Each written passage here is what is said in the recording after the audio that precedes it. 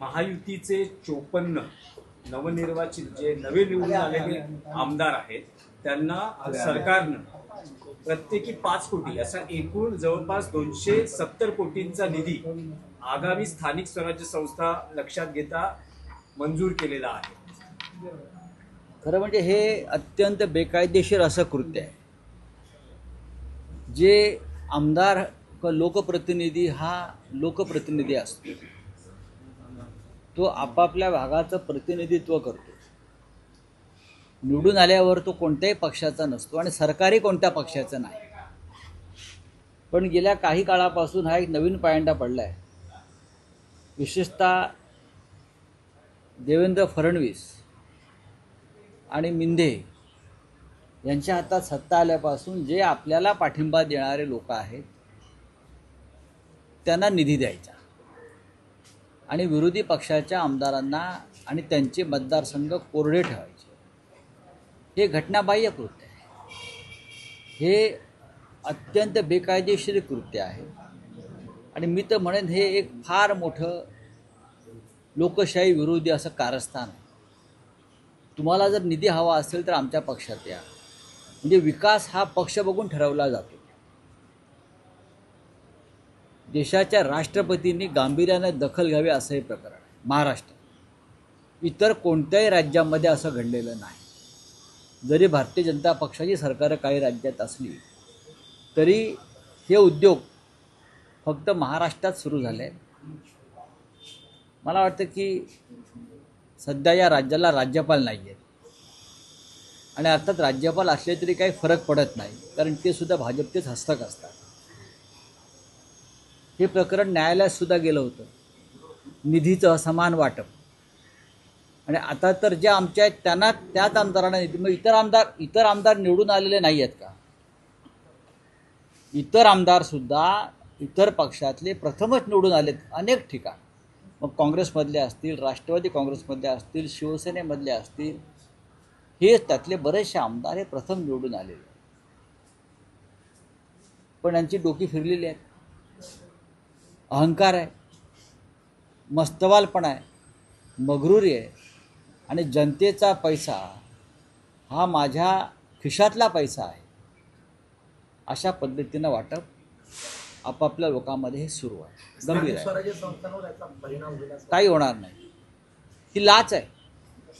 5 कोटी रुपये ही लाच आहे। मी त्याला विकास निधी वगैरे म्हणत नाही। आपापल्या आमदारांना दिलेले 5 कोटी ही एक प्रकारे लाच आहे। यातून किती विकास कामं होतील हे माहीत नाही, पण कमिशनबाजी नक्की होईल। रावसाहेब, याआधीही बघितलं की निधी असमान वाटपावरून असंतोष होता। महाविकास आघाडीच्या आमदारांनीही मुख्यमंत्र्यांची भेट घेतली। अनेकदा हे प्रकरण उजेडात आलं होतं आणि काही आमदारांनी, काही माजी आमदारांनी इतकंही म्हटलं होतं की आमदार नसतानाही मला 20 कोटीचा निधी मिळतो।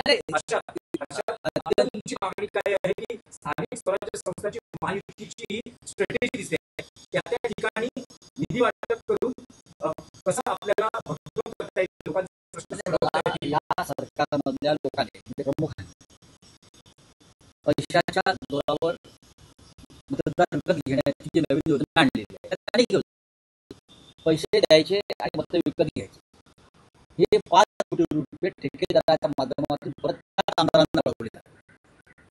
हे 5 कोटी दिलेले आहे, हे ठेकेदारांच्या कामाच्या नावाखाली पुन्हा त्या आमदारांच्या हातामध्ये कॅश येईल आणि मग ती मतदारसंघामध्ये मतदार विकत घेण्यासाठी वापरली जाईल। गेले काही वर्ष सातत्यानं सुरू आहे आणि याच्यावरती आवाज सामुदायिक उठावा लागला। जसं आम्ही निवडणूक आयोगासंदर्भात एक भूमिका सर्व पक्षांनी घेतली, मोठा मोर्चा निघतो, त्या पद्धतीने या विषयावर आम्हाला एकत्रित आवाज उठावा लागेल। यांनी मधल्या काळामध्ये एक ॲम्ब्युलन्सचं टेंडर काढलं होतं, विसरला तो किती कोटीचं होतं, हा आकडा सुद्धा विसरला। 800 कोटीचं टेंडर ॲम्ब्युलन्ससाठी काढलं होतं। मग त्यातली एखादी ॲम्ब्युलन्स आपल्या वडिलांसाठी तरी का पाठवली नाही? जनतेसाठीचे ॲम्ब्युलन्स आहेत। आधी तुटवडा आहे। एकतर या 800 कोटीचे ॲम्ब्युलन्स अद्याप रस्त्यावरती आलेले नाही, पैसे हजम झाले. 108 नंबर करेक्ट. आणि गरिबांना अशा प्रकारे ठार मारायचं, जिल्हा रुग्णालयातली यंत्रणा वापरायची. तुम्ही इतक्या 800 कोटीचे ॲम्ब्युलन्स विकत घेतल्यात ना, मग त्यातली तुमच्या ताफ्यात ठेवा ना एखादी ॲम्ब्युलन्स. आणि असं काय धाड भरली आहे या लोकांना ताफ्यामध्ये ॲम्ब्युलन्स ठेवायला? राष्ट्रपतींना ठेवली जाते, मला माहिती आहे, प्रधानमंत्र्यांना ठेवली जाते. हे कोण आहेत?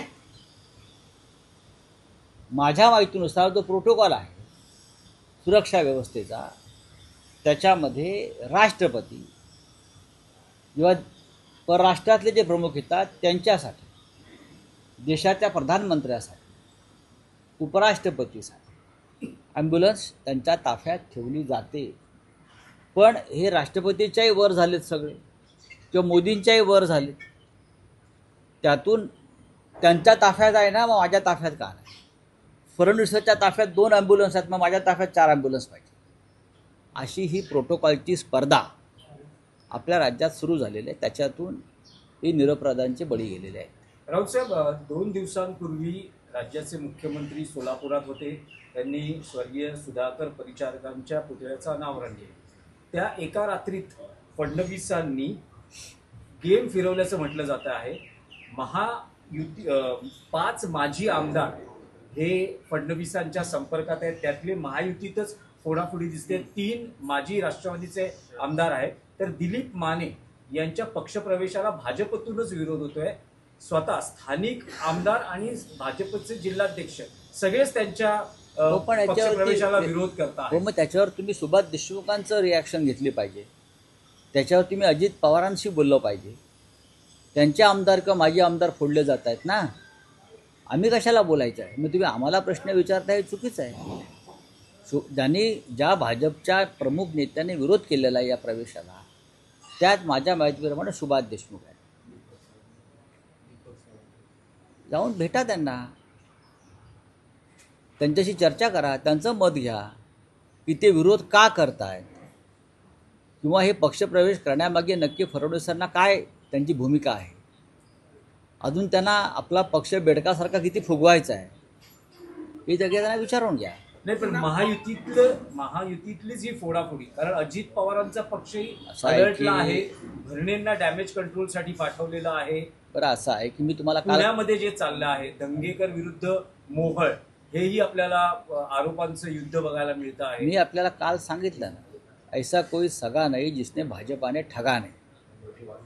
भाजपा सगळ्यात आधी आपल्या मित्रांवरच वार करते. भाजपा सगळ्यात आधी आपल्या नात्यागोत्यांवरच वार करते. व्यक्तिकेंद्रित राजकारण सुरू झाल्यामुळे भारतीय जनता पक्षामध्ये असे प्रकार सुरू आहेत. सुभाष देशमुख कदाचित फडणवीस गटाचे नसतील, त्याच्यामुळे त्यांच्यासमोर एक आव्हान उभं करायचं असं अनेक जिल्ह्यामध्ये आहे. आणि त्यातून असे प्रकार सुरू झाले असतील तर तो भाजपचा अंतर्गत प्रश्न आहे. चला, मोठी घोषणा केली आहे. बोला, काय हो गया?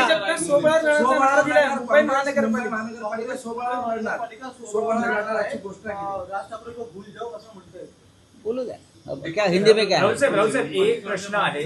मध्यंतरी जो ICC एशिया कप होता त्यावरून बरंच भारतातही आरोप प्रत्यारोप बघायला मिळाले. आता जी ट्रॉफी आहे, BCCIनं पुन्हा एकदा ACCला पत्र पाठवलेलं आहे की ती ट्रॉफी आम्हाला द्या. आणि ACCचे अध्यक्ष जे पाकिस्तानचे PCBचे अध्यक्ष आहेत, ते म्हणतात की तुम्हाला ट्रॉफी आमच्या हस्तेच स्वीकारावी लागेल, माझ्या हस्तेच स्वीकारावी लागेल. त्याच्यावर जय शहाला प्रश्न विचारा तुम्ही, तो अमित शहाना विचारा ना. जय शहा ह्याच्यातून नक्की तोडगा काढतील. जय शहा यांच्या इतका क्रीडा क्षेत्रातला निष्णात प्रशासक गेल्या 50 वर्षात देशात झालेला नाही. त्याच्यामुळे ही जी पाकिस्तानातून जी ट्रॉफी आहे, अहो बलुचिस्तान आणि पाकव्याप्त काश्मीर घेण्याची भाषा आपण करतो आहोत, आणि एक ट्रॉफी नाही घेऊ शकत आपली स्वतःची. कालच आपले राजनाथ सिंग म्हटले तर संपूर्ण पाकिस्तान ब्रह्मोस मिसाईलच्या नियंत्रणाखाली आहे. त्याच्यात ट्रॉफी पण आहे ना. मग राजनाथ सिंग, अमित शहा, जय शहा यांनी एकत्र बसलं पाहिजे आणि भारताची ट्रॉफी कशी आणता येईल या संदर्भात त्यांनी एक स्ट्रॅटेजी केली पाहिजे. जय शाह म्हणजे महान माणूस आहे फार. एबीपी माझा, उघडा डोळे बघा नीट.